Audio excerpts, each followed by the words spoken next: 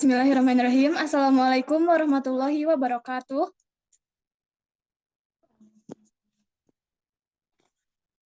Selamat pagi, salam sejahtera. Semoga kita selalu berada dalam lindungan Allah Subhanahu wa Ta'ala.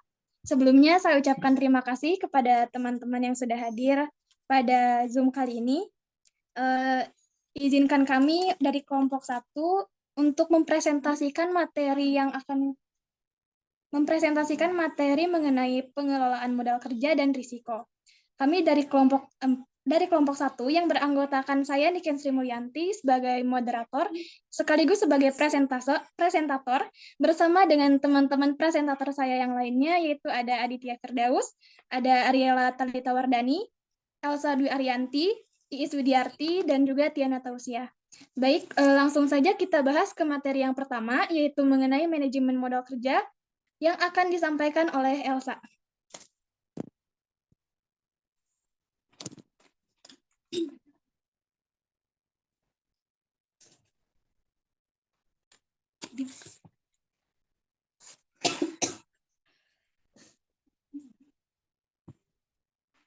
Baik, di sini saya akan menjelaskan tentang manajemen modal kerja. Pada umumnya, kegiatan yang dilakukan setiap perusahaan untuk memulai bisnisnya yaitu dengan mempersiapkan sejumlah kebutuhan baik untuk pembiayaan investasi maupun untuk pembiayaan modal kerja.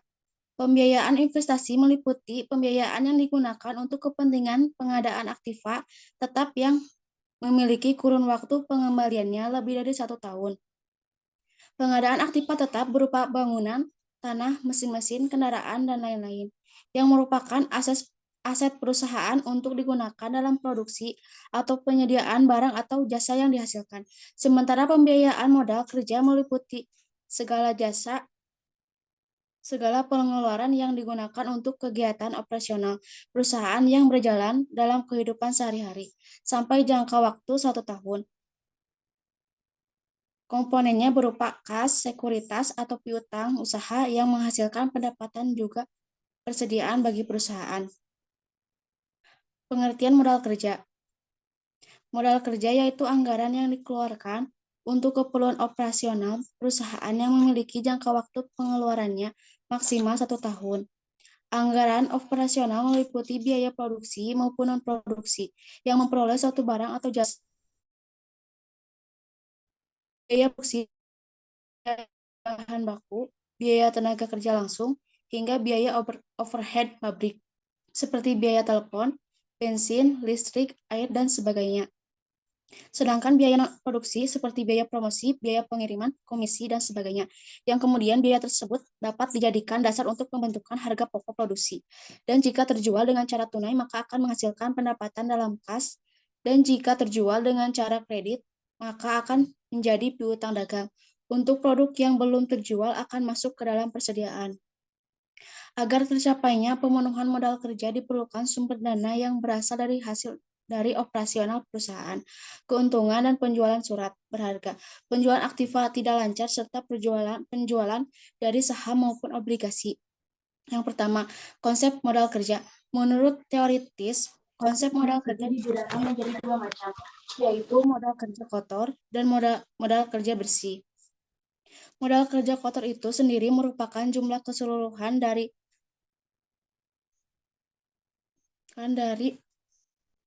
aktiva lancar setiap perusahaan. Komponen aktiva lancar meliputi kas, sekuritas, biaya dibayar di muka, persediaan, dan piutang dagang. Untuk mengetahui modal kerja suatu perusahaan dengan melihat neraca tepatnya total aktiva lancar.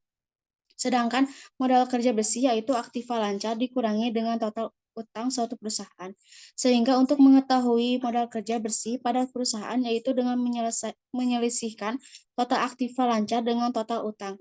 Komponen yang meliputi utang lancar yaitu utang dagang, utang pajak, utang jangka pendek. Yang kedua, jenis kebutuhan modal kerja. Pada umumnya jenis kebutuhan modal kerja dapat digolongkan menjadi 2 bagian, yaitu kebutuhan modal permanen dan kebutuhan modal kerja musiman. Kebutuhan modal kerja permanen merupakan kebutuhan modal kerja minimal dalam tenggang waktu 1 tahun suatu perusahaan. Kebutuhan minimal di sini ditunjukkan untuk kurun waktu satu periode tertentu. Agar diketahui kebutuhan modal kerja permanen di sini dilihat dari biaya terkecil suatu proyek per bulannya selama periode perkiraan. Sementara kebutuhan modal kerja musiman yaitu kebutuhan modal kerja di atas kebutuhan modal kerja musiman. Kebutuhan ini dapat dilihat umumnya mengikuti variasi penjualan dengan titik puncak dan terjadi pada saat penjualan berada di posisi tertinggi. Yang ketiga, strategi pemenuhan kebutuhan modal kerja perusahaan. Dalam pemenuhan kebutuhan modal kerja, perusahaan perlu menerapkan dua bentuk strategi, yaitu strategi pendanaan agresif dan strategi pendanaan konservatif. Strategi pendanaan agresif merupakan strategi pemenuhan modal kerja yang menggunakan sumber dana dengan menggunakan pembiayaan jangka panjang. Digunakan untuk jenis pemenuhan modal kerja permanen dan pemenuhan modal kerja yang menggunakan sumber dana dengan pembiayaan jangka pendek untuk jenis pemenuhan modal kerja musiman. Sedangkan strategi pendanaan konservatif merupakan strategi dengan menggunakan sumber dana jangka panjang dan memenuhi jumlah kebutuhan modal kerja suatu perusahaan. Setiap perusahaan apabila hendak mengambil keputusan strategi apa yang akan digunakan yaitu dengan memperhitungkan biaya masing-masing strategi untuk dijadikan suatu pertimbangan. Selain memperhitungkan biaya masing-masing strategi, pada kenyataan kedua strategi tersebut memiliki sisi positif dan sisi negatif. Saya kembalikan kepada moderator.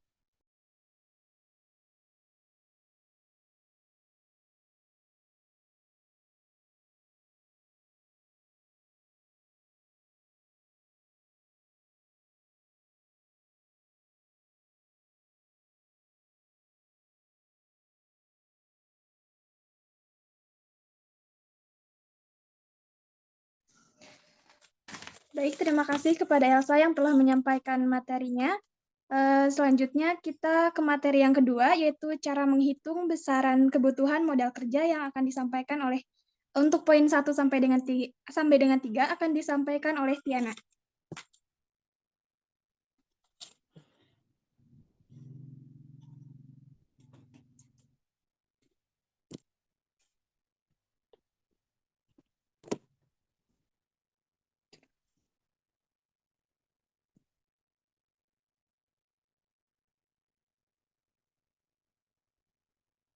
Baik, terima kasih kepada moderator. Saya di sini akan menjelaskan tentang cara menghitung besaran kebutuhan modal kerja. A. Menghitung besarnya kebutuhan modal kerja. Yang pertama, cara menghitung kebutuhan modal kerja. Pengelolaan modal kerja tidak terlepas dari manajemen aset dan kewajiban lancar yang merupakan pos utama dalam transaksi harian perusahaan. Dalam perusahaan yang dinamis, tentunya akan terjadi perubahan saldo kas, piutang, dan persediaan setiap harinya. Tujuan penting dari pengelolaan modal kerja adalah untuk mengembangkan akun-akun yang berkaitan dengan aset lancar dan kewajiban lancar. Sehingga dengan rumusan ini akan tercapai titik keseimbangan antara profitabilitas dan risiko sehingga dapat meningkatkan nilai perusahaan. Menghitung modal kerja yang optimal merupakan hal yang penting agar perusahaan dapat menentukan sumber modal dan menghitung biaya modal. Tentunya dengan modal kerja yang optimal diharapkan biaya yang akan dikeluarkan perusahaan pun akan berkurang. Menghitung modal kerja yang ideal untuk menjamin kelangsungan operasi bisnis dapat digunakan dengan cara sebagai berikut. Modal kerja minimum sama dengan periode perputaran pengeluaran dana kas dikali pengeluaran tiap-tiap hari ditambah modal kerja minimal yang harus ada. Yang kedua, trade-off antara profitabilitas dan likuiditas. Dengan mengetahui jumlah modal kerja bersih yang akan ditentukan oleh perusahaan, maka ada dua kemungkinan kondisi modal kerja bersih, yaitu positif net working capital dan negatif net working capital. Dalam hal ini, manajer keuangan bertanggung jawab atas keputusan yang dipilih salah satu dari kedua alternatif kondisi tersebut. Yang pertama, positif net working capital. Positif net working capital terjadi pada saat total aset lancar lebih besar daripada total utang lancar. Trade-off yang terjadi atas penerapan kondisi ini yaitu kelebihan dan kondisi ini menyebabkan tingkat likuiditas yang tinggi karena kewajiban aset karena kewajiban lancar dapat ditutup oleh total aset lancar yang lebih besar. Sehingga hal ini menunjukkan bahwa perusahaan sedang berada pada kondisi high liquid dan perusahaan memiliki risiko likuiditas. Perusahaan yang rendah sedangkan kekurangannya adalah jika perusahaan menerapkan kondisi ini, maka perusahaan akan memiliki tingkat keuntungan yang rendah atau low return. Yang kedua, negatif net working capital. Negatif net working capital terjadi saat total aset lancar lebih kecil daripada total utang lancar. Trade-off dari kondisi ini diantaranya kelebihan perusahaan akan memiliki tingkat profitabilitas yang tinggi, sedangkan kekurangannya yaitu mengakibatkan tingkat likuiditas yang rendah di mana perusahaan tidak mampu dalam memenuhi kewajiban jangka pendeknya. Yang ketiga, metode penentuan modal kerja. Terdapat beberapa metode yang biasa dipergunakan untuk menentukan besarnya kebutuhan working capital seperti metode keterikatan dana, dan metode perputaran modal kerja menurut Karyato 2018. Kedua materi ini akan dijelaskan oleh Adit.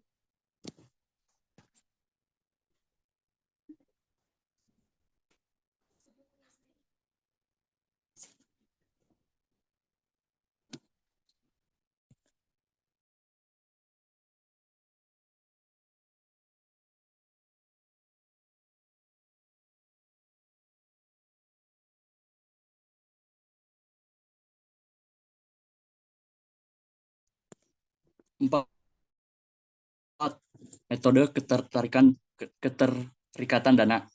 Periode terikatnya modal kerja yaitu jangka waktu yang diperlukan mulai kas ditanamkan ke dalam elemen-elemen modal kerja sampai menjadi kas lagi. Semakin lama periode terikatnya modal kerja, akan jumlah kebutuhan modal kerja semakin besar. Begitupun sebaliknya. Selain itu, dapat juga diketahui dengan memperhatikan pengeluaran sehari-hari. Contoh perhitungan modal kerja berdasarkan keterikatan dana. Sebuah perusahaan tekstil setiap harinya memproduksi 900 potong baju.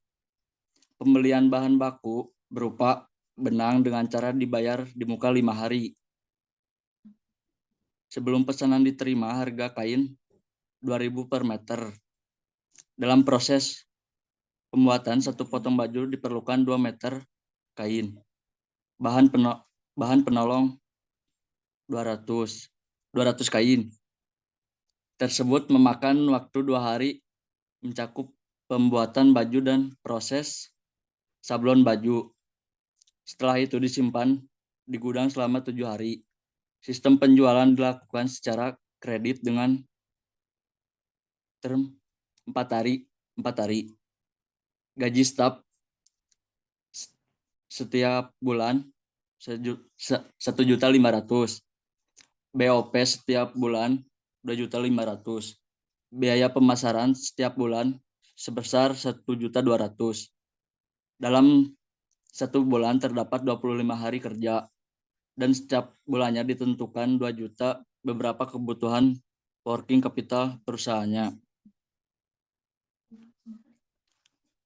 Kebutuhan kas per hari. Bahan baku 900 kali 2 kali 2.000 sama dengan 3.600.000. Bahan penolong 900 kali 200 sama dengan 180.000. Upah tenaga kerja 900 kali 2.000 sama dengan 1.800.000. Gaji staf 1.500.000 per 25 sama dengan 60. BOP 2.500.000 atau 25 sama dengan 100.000.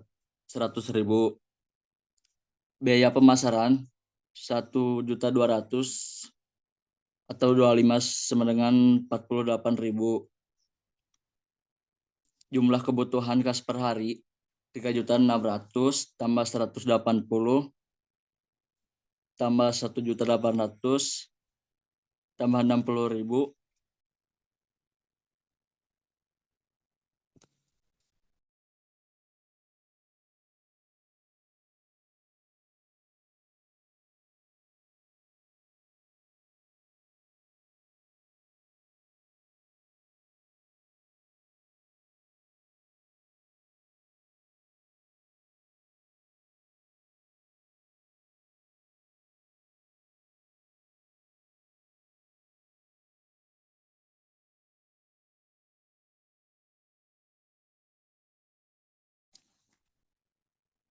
Periode ketertarikan dana pada bahan baku dan bahan penolong. Pembayaran di muka 5 hari, proses produksi 2 hari, disimpan di gudang 7 hari, penjualan kredit 4 hari. Lama keterikatan dana 5 tambah 2 tambah 7 tambah 4 sama dengan 18 hari.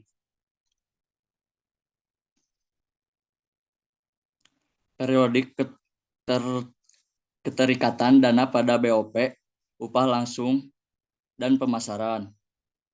Proses produksi 2 hari, disimpan di gudang 7 hari, penjualan keterikatan dana 2 tambah 7 tambah 4 sama dengan 13 hari. Kebutuhan modal kerja, bahan baku 18 kali 3.600 sama dengan 64.800. Bahan penolong 18 kali 180 sama dengan 3.240.000. Upah langsung 13 kali 1.800 sama dengan 23.400. Gaji staf 13 kali 60 sama dengan 780. BOP 13 kali 100 sama dengan 1.300.000. Biaya pemasaran 13 kali 48.000 sama dengan 624. Persediaan kas minimal 1.500.000. Jumlah kebutuhan modal kerja 64.800 tambah 3.240 tambah 23.400 tambah 624 tambah 1.500 sama dengan 95.644.000. Dengan demikian diketahui jumlah kebutuhan modal kerja perusahaan tersebut adalah sebesar 95.644.000.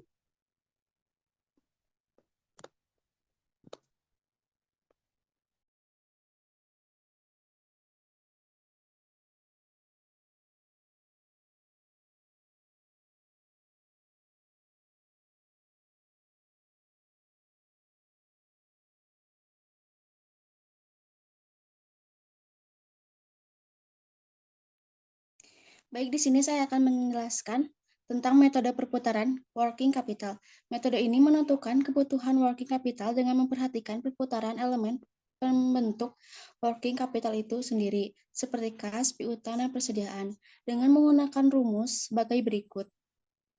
1. Perputaran kas sama dengan penjualan dibagi rata-rata kas. Yang kedua, perputaran piutang sama dengan penjualan dibagi rata-rata piutang. Yang ketiga, perputaran persediaan sama dengan penjualan dibagi rata-rata persediaan. Contoh soal, pada tahun 2020, PT Sayonara mempunyai data-data keuangan berikut ini. Saldo kas 2019 sebesar Rp 60 dan tahun 2020 sebesar Rp 80. Saldo piutang pada 2019 sebesar 230 dan tahun 2020 sebesar 410. Saldo persediaan pada 2019 sebesar Rp 270 dan tahun 2020 sebesar 430. Saldo penjualan sebesar 5.000. Jawaban. Perputaran elemen aset lancar. Pertama, perputaran kas sama dengan 5.000 dibagi 70 sama dengan 71,43 kali. Yang kedua, perputaran piutang. 5.000 dibagi 320 sama dengan 15,63 kali. Yang ketiga, perputaran persediaan sama dengan 5.000 dibagi 350 sama dengan 14,29 kali. Kas sama dengan 360 dibagi 71,43 sama dengan 5 hari. Piutang sama dengan 360 dibagi 15,63 sama dengan 23 hari. Persediaan sama dengan 369 dibagi 14,29 sama dengan 25 hari. Dana yang terikat selama 53 hari dengan perputaran modal kerja sebanyak 6,80 kali. Dan apabila target penjualan pada tahun 2020 sebesar Rp 6.000, maka kebutuhan modal kerjanya sebesar 882,35. Baik, selanjutnya. Baik, teman-teman, mohon maaf karena tadi Zoom-nya terpotong ya. Kita lanjutkan saja ke materi berikutnya, yaitu mengenai menghitung modal kerja berdasarkan siklus konversi kas yang akan disampaikan oleh Ariel.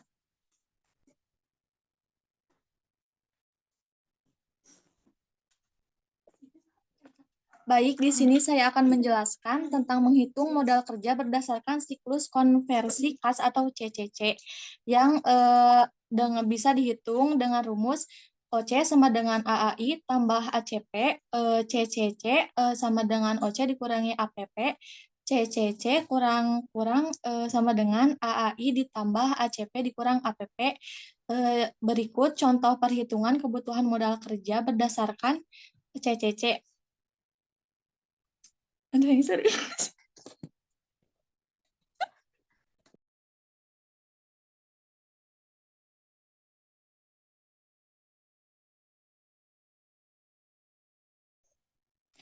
Yaitu PT Aladin Sejahtera mempunyai data sebagai berikut.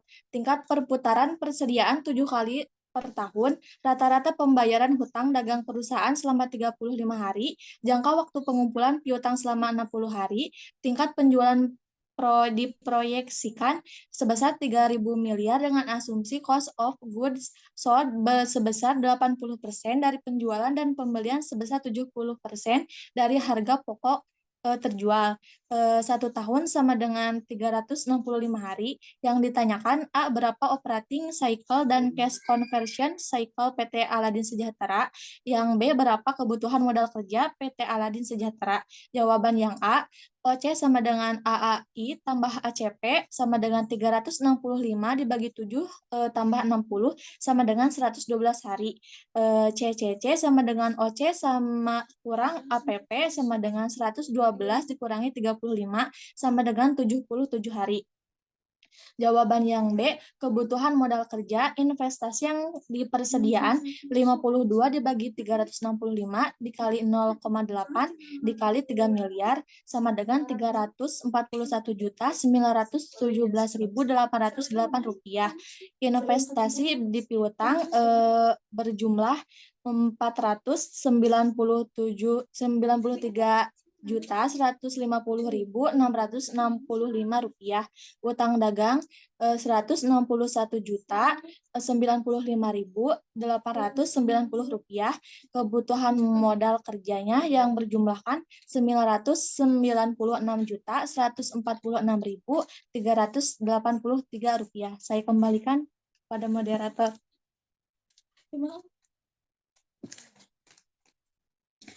Baik, terima kasih kepada Ariel yang telah menyampaikan materinya. Kita beranjak ke poin berikutnya, yaitu mengenai periode perputaran yang akan disampaikan oleh Iis.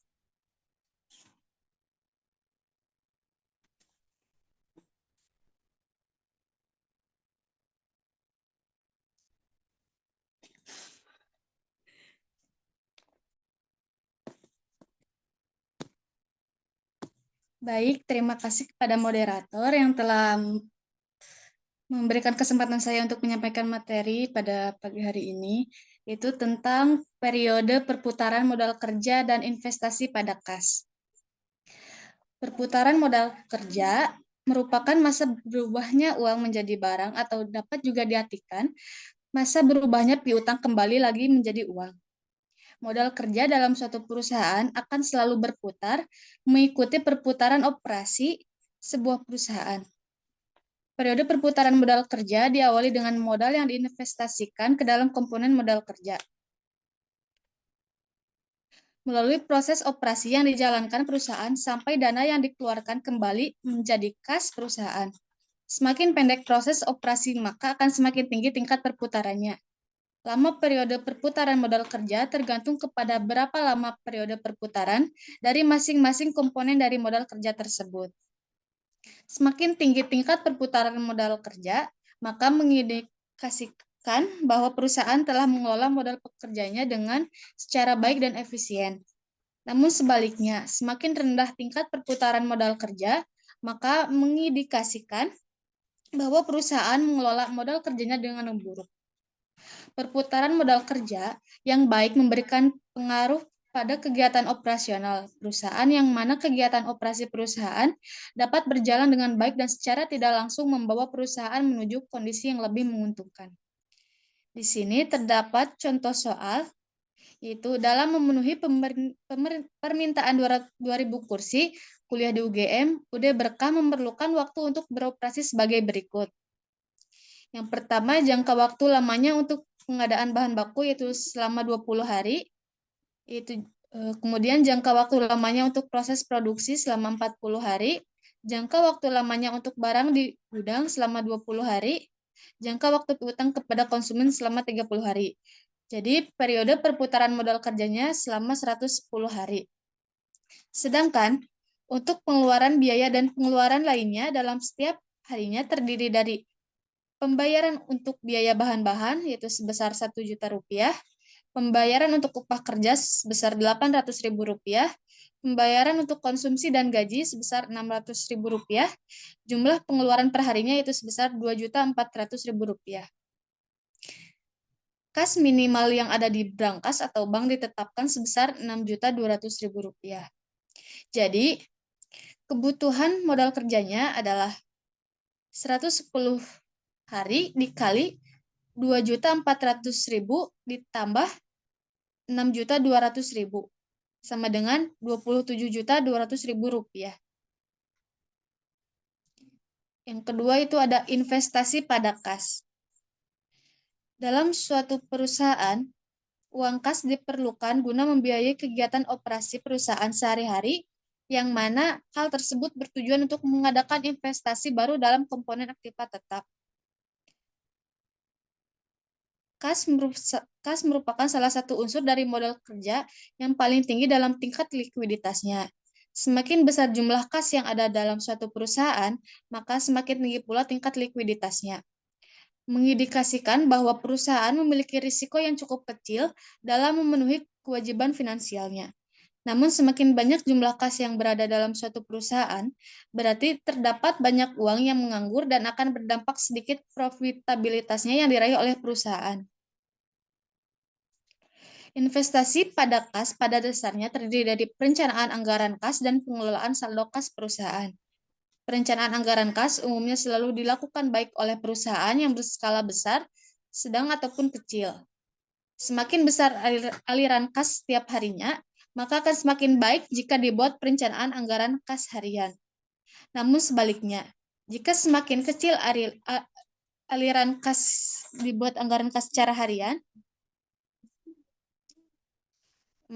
dengan menyusun perencanaan anggaran kas, maka akan dapat diketahui keadaan perusahaan ketika defisit atau surplus pada kas perusahaan. Pengeluaran kas merupakan sebuah transaksi yang mengeluarkan uang tunai yang menyebabkan aset pada perusahaan berupa kas perusahaan, simpanan di bank, atau setara dengan kas menjadi berkurang. Pengeluaran kas dalam suatu perusahaan dapat terjadi secara terus-menerus. Pengeluaran tersebut meliputi beberapa pembayaran diantaranya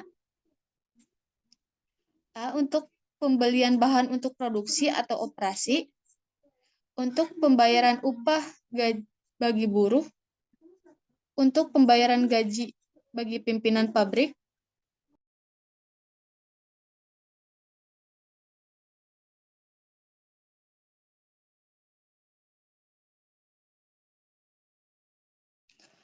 D untuk pembelian mesin yang baru, E untuk pembayaran utang bunga, F untuk membayar dividen kepada para pemegang saham, yang G untuk membayar cicilan utang, H untuk membayar biaya dari penjualan, untuk membayar biaya administrasi dan biaya umum, dan yang terakhir untuk membayar biaya promosi. Sedangkan untuk pemasukan, kas dapat diartikan harta yang telah diterima oleh perusahaan. Harta tersebut berupa uang bersifat tunai ataupun surat-surat berharga yang memiliki sifat dapat segera dicairkan. Pemasukan kas meliputi beberapa kegiatan transaksi yang diantaranya yaitu hasil dari penjualan produk secara tunai, hasil penerimaan dari piutang, penyertaan modal atau penambahan modal dari pemilik perusahaan, hasil dari penjualan saham, penerimaan kredit dari pihak bank, dan yang terakhir yaitu ada hasil dari penjualan alat atau mesin dari aktiva tetap yang sudah tidak memiliki daya guna. Beberapa faktor yang mempengaruhi jumlah saldo kas diantaranya yaitu jumlah aliran kas, masuk yang terkumpul lebih besar jumlahnya dibanding jumlah aliran kas keluar. Perubahan dalam hal tingkat harga, perubahan dalam hal politik pemasaran. Suatu keputusan dapat dalam bidang produksi, suatu produksi dalam bidang pembelian dan bidang personalia, dan suatu kebijakan dalam mengadakan advertensi secara akbar. Materi selanjutnya akan dijelaskan teman saya kembalikan kepada moderator.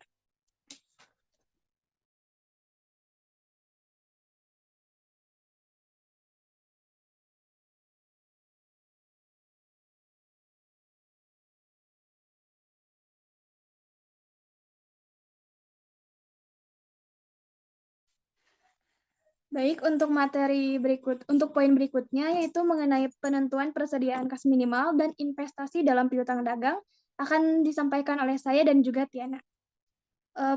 Yang pertama yaitu poin A, penentuan persediaan kas minimal. Untuk menentukan persediaan kas minimal dapat dilihat dari besarnya uang kas yang tersedia.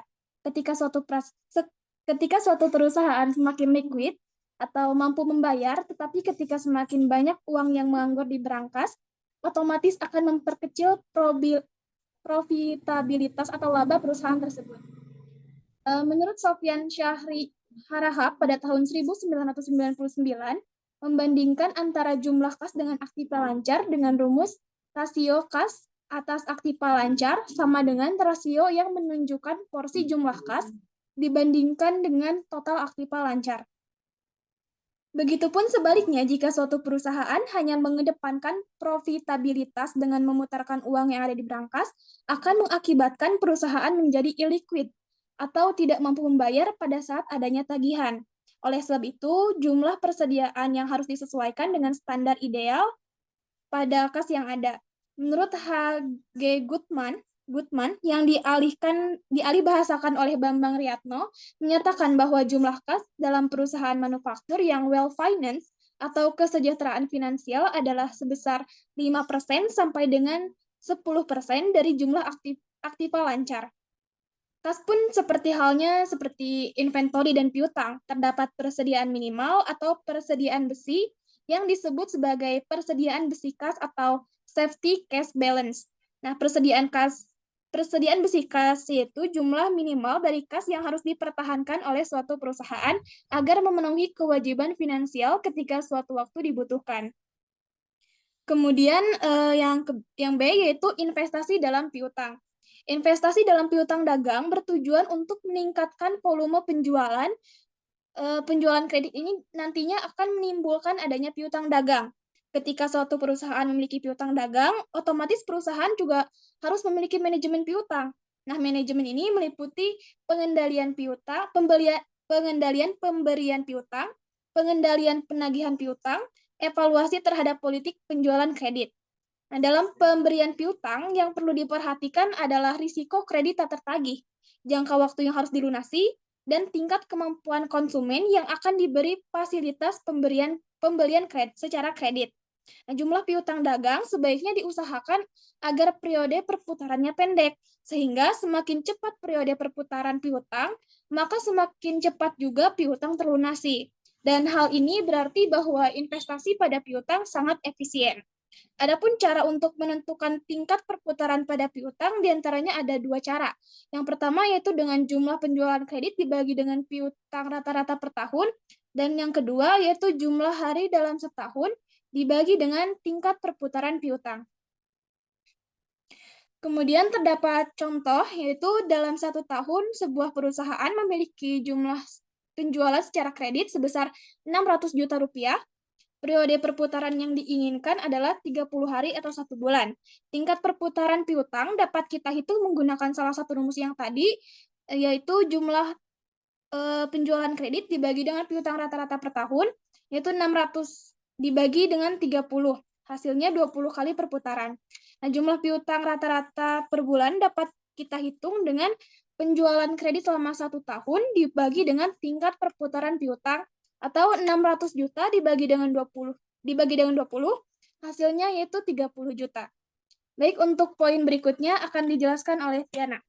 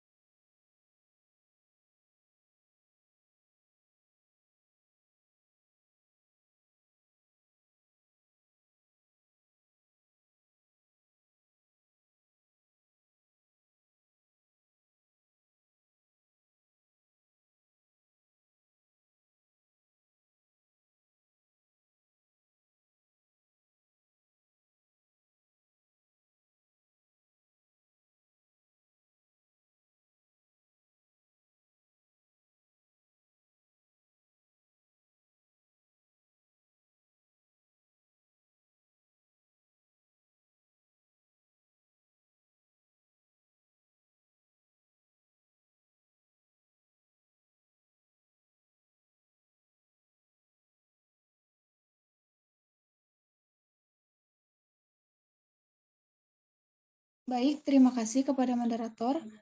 Di sini saya akan menjelaskan poin C, yaitu investasi persediaan pada kas minimal dan investasi dalam piutang dagang. Investasi ini dibagi menjadi dua, yaitu investasi pada persediaan dan investasi pada aktiva tetap. Yang pertama, investasi pada persediaan. Definisi investasi: persediaan investasi merupakan upaya agar perusahaan dapat mencapai tujuan profitabilitas utamanya. Investasi ini sendiri diharapkan dapat mengembangkan bisnis perusahaan sehingga dapat meningkatkan keuntungan perusahaan. Semakin besar keuntungan perusahaan, maka semakin besar pula keuntungan perusahaan. Apabila dilakukan investasi kecil-kecilan, maka akan berpengaruh terhadap keuntungan perusahaan. Karena kekurangan bahan baku akan membuat perusahaan tidak dapat bekerja dengan kapasitas penuh, sehingga meningkatkan biaya produksi dan idle capacity. Oleh karena itu, pengusaha harus menentukan besarnya persediaan investasi. Menurut Weston dan Brigham, tingkat persediaan tipikal sama dengan 12% sampai dengan akun untuk 20% dari total penjualan, atau hingga 16 sampai dengan 30% dari total aset, menentukan persediaan minimum.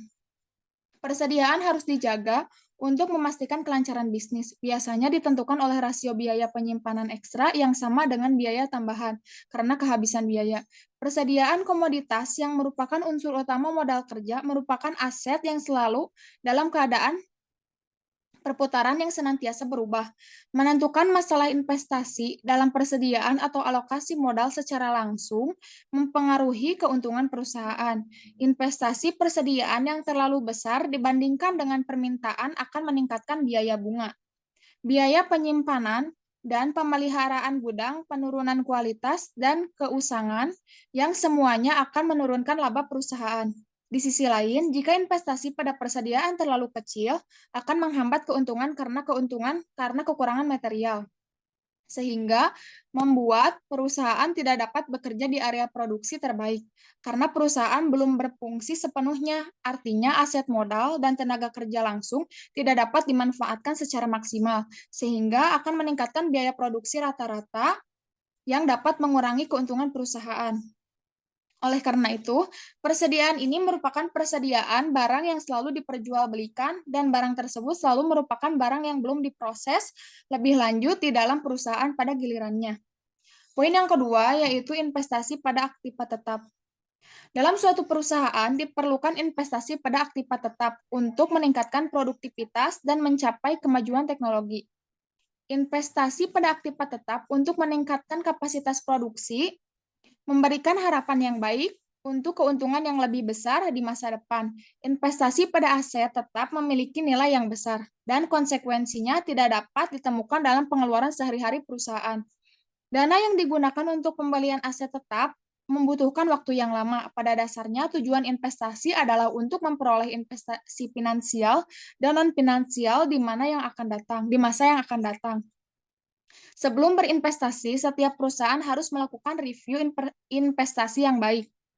Aktiva tetap adalah sumber daya ekonomi yang diperoleh dan dikuasai oleh suatu perusahaan sebagai akibat dari transaksi masa lalu.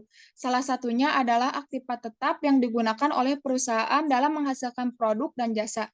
Perusahaan berinvestasi pada aktiva tetap dan berharap perusahaan dapat memperoleh kembali modal yang diinvestasikan dan investasi pada aset lancar.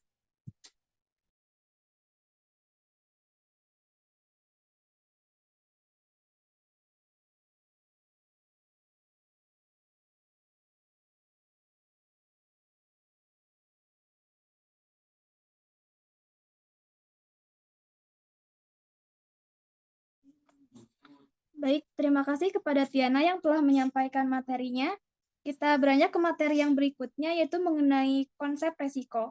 Untuk pengertian juga dari poin 1 sampai dengan poin 5 akan disampaikan oleh Iis.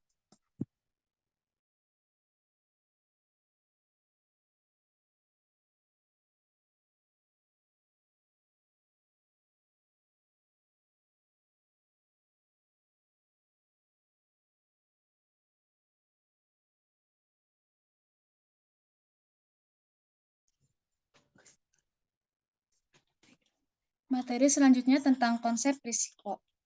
Manajemen risiko adalah suatu pekerjaan yang bertujuan untuk mengidentifikasi, menganalisis, dan mengendalikan risiko dalam setiap aktivitas perusahaan dengan tujuan untuk mencapai efektivitas dan efisiensi yang lebih tinggi.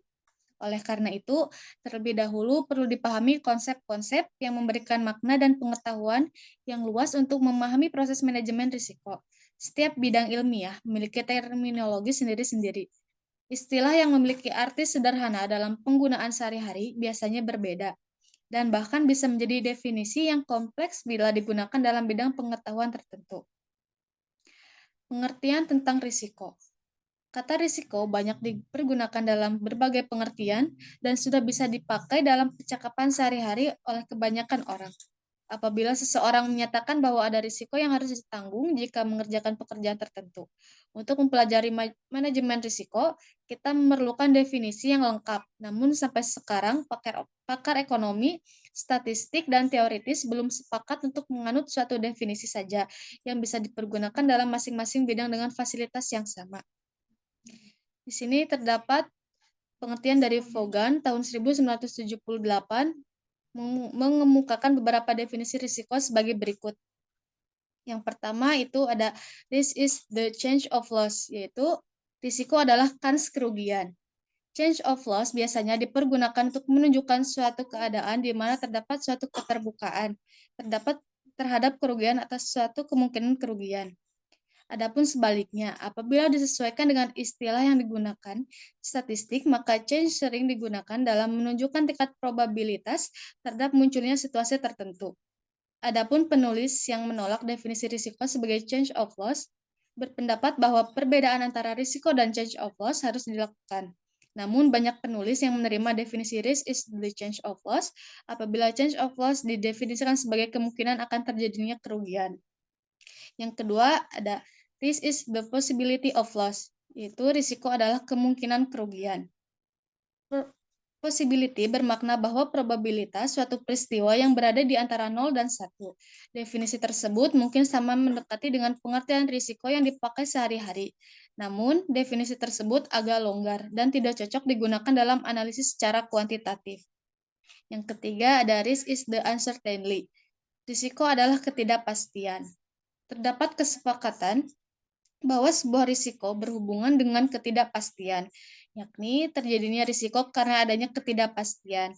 Maka dari itu, terdapat penulis yang mengatakan bahwa risiko sama artinya dengan ketidakpastian. Namun, istilah tersebut mempunyai berbagai arti dan tidak selalu segera dapat ditangkap arti makna yang dimaksudkan. Lebih ringkasnya, dapat disebut bahwa uncertainty ada yang bersifat subjektif dan objektif. Yang keempat, ada risk is the dispersion of actual from expected result. Risiko merupakan penyebaran hasil aktual dari hasil yang diharapkan.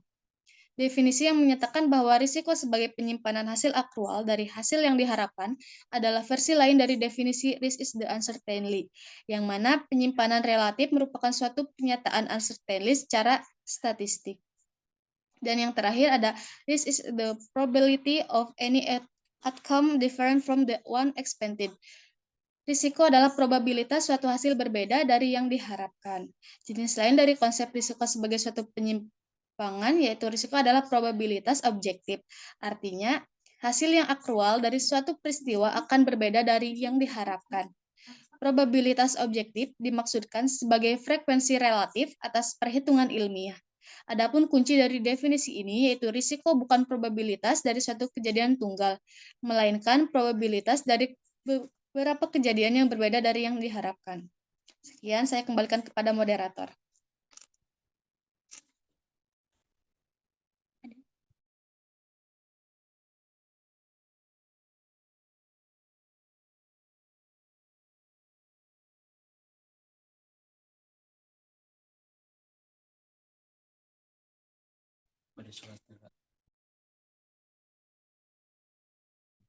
Baik, teman-teman, kita lanjutkan ke materi yang selanjutnya, yaitu mengenai sumber penyebab kerugian dan risiko yang dapat diklasifikasikan menjadi 3 macam, yaitu ada risiko sosial, risiko fisik, serta risiko ekonomi.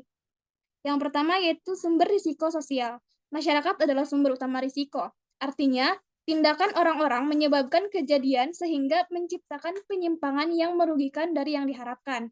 Seperti dengan berkembangnya swalayan di sekitar kita, maka pemilik swalayan tersebut menghadapi besarnya risiko pencurian. Namun, pencuri itu tidak semua merupakan orang luar. Mungkin juga bisa penggelapan dan penyalahgunaan tersebut oleh karyawannya sendiri. Kemudian yang kedua, yaitu sumber risiko fisik. Fenomena alam adalah sebagian dari banyaknya risiko fisik. Sedangkan lainnya adalah kesalahan manusia. Ada banyak risiko yang kompleks sumbernya, di mana yang termasuknya adalah kategori fisik. Misalnya, kebakaran merupakan penyebab utama cedera, kerusakan harta, dan kematian, di mana kebakaran besar dapat ditimbulkan oleh kejadian alam seperti petir. Adapun penyebab fisiknya yakni seperti kabel listrik yang rusak sehingga menyebabkan arus pendek atau kelalaian manusia. Kemudian yang ketiga yaitu sumber risiko ekonomi. Nah, tidak sedikit risiko yang dihadapi oleh suatu perusahaan itu bersifat ekonomi. Contoh, risiko ekonomi antara lain adalah inflasi, ketidakstabilan perusahaan individu, dan fluktuasi lokal. Daya beli uang merosot selama periode inflasi. Para pensiunan dan orang-orang memiliki penghasilan tetap tidak bisa lagi mempertahankan tingkat hidup yang biasa. Akan tetapi, situasi setiap perusahaan berbeda karena beberapa ada yang berhasil atau sukses dan ada juga yang gagal. Jika perusahaan pailit, pemilik perusahaan akan kehilangan sebagian modalnya ataupun semua investasinya serta para pekerjanya akan menghadapi pengangguran. Baik, untuk materi berikutnya yaitu mengenai jenis akan disampaikan oleh Elsa.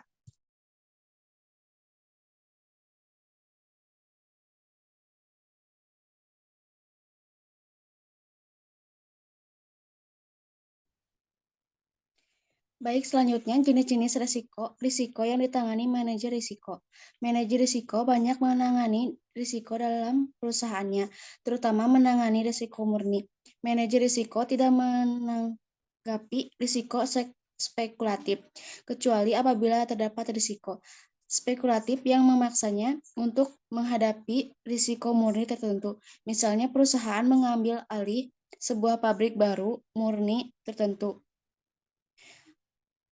Baru karena itu terciptalah kerugian potensial terhadap produk dari perusahaan itu sendiri, akibat dari processing yang keliru oleh karyawannya. Hal tersebut menggambarkan suatu risiko murni untuk manajer risiko. Secara biasa, melibatkan departemen lain untuk pembetulan kerugian potensial yang bersifat ekonomi yang harus ditangani oleh manajer risiko.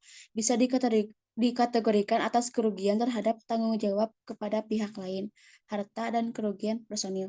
Baik, selanjutnya. Baik teman-teman, maaf ya karena tadi terpotong durasi. Kita lanjutkan ke materi berikutnya yaitu mengenai biaya yang akan disampaikan oleh Adit.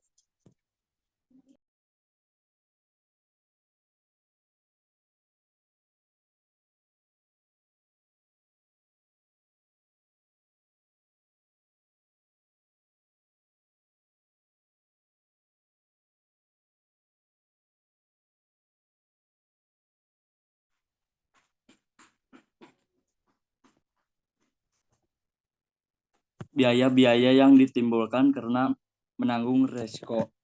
1. Biaya kerugian yang tidak diharapkan.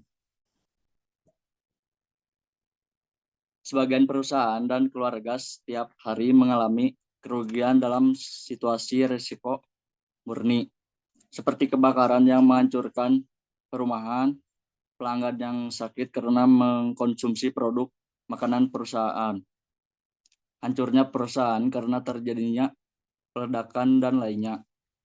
Biaya kerugian yang diderita dari kejadian yang tidak diharapkan terhadap suatu unit ekonomi dan dalam situasi tertentu terhadap masyarakat mudah diketahui. Namun biaya yang paling penting dari ketidakpastian itu sendiri kurang mendapat perhatian. 2. Biaya ketidakpastian.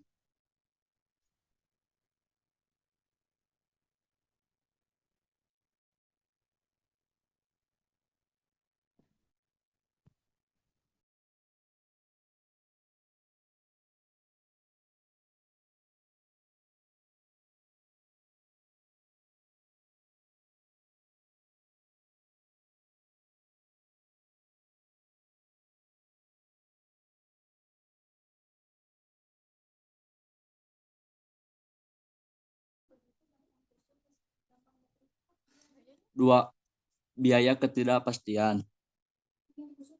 Biasanya orang tidak menyukai kerugian maupun ketidakpastian, karena hal ini akan menyebabkan perasaan gelisah, khawatir, serta perasaan tidak aman.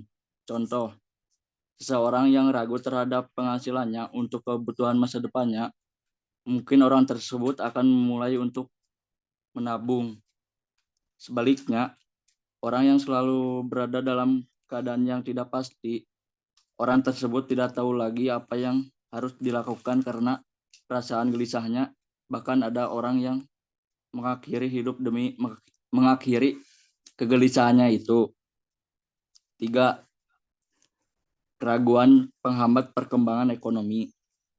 Suatu bisnis akan terhambat kegiatan ekonomi apabila terdapat keraguan di dalamnya.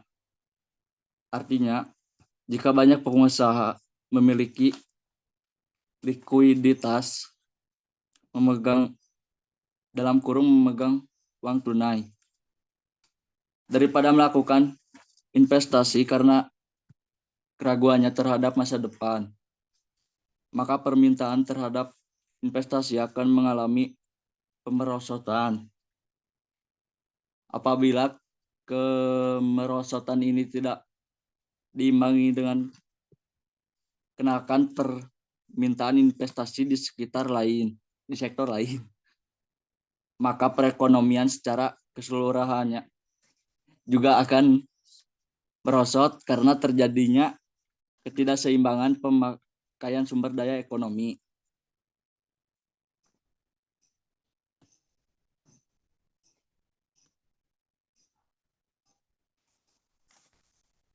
4. Langkah-langkah dalam proses manajemen risiko.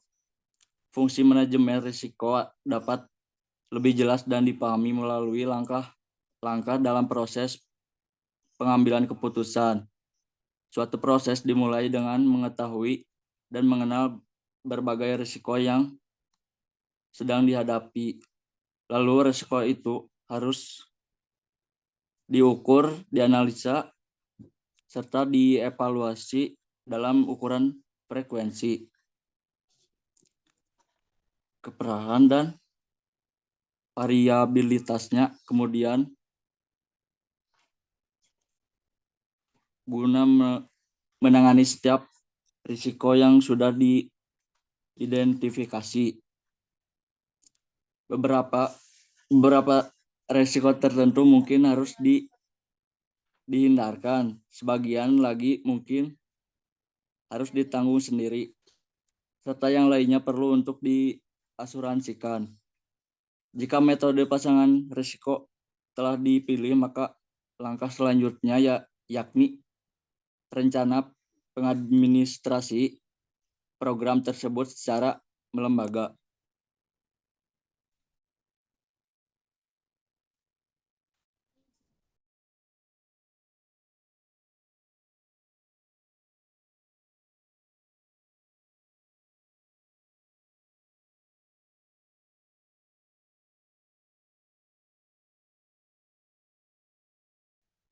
Baik, terima kasih kepada Adit yang telah menyampaikan materinya.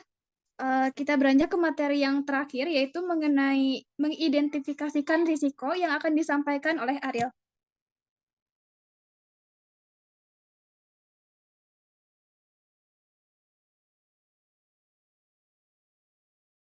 Baik, materi yang terakhir ada mengidentifikasikan risiko.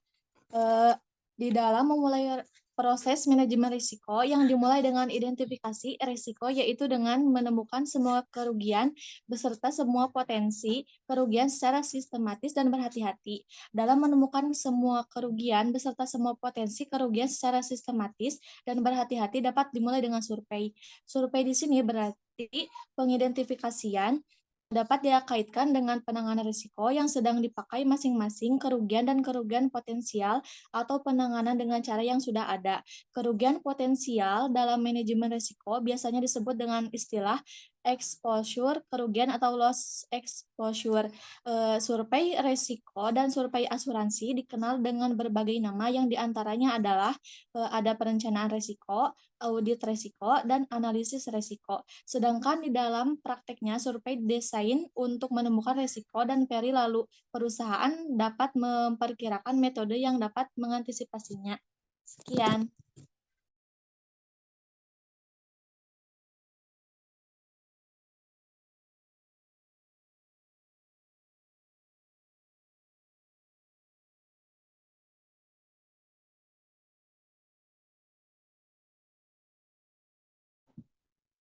Baik, terima kasih kepada Ariel yang telah menyampaikan materinya.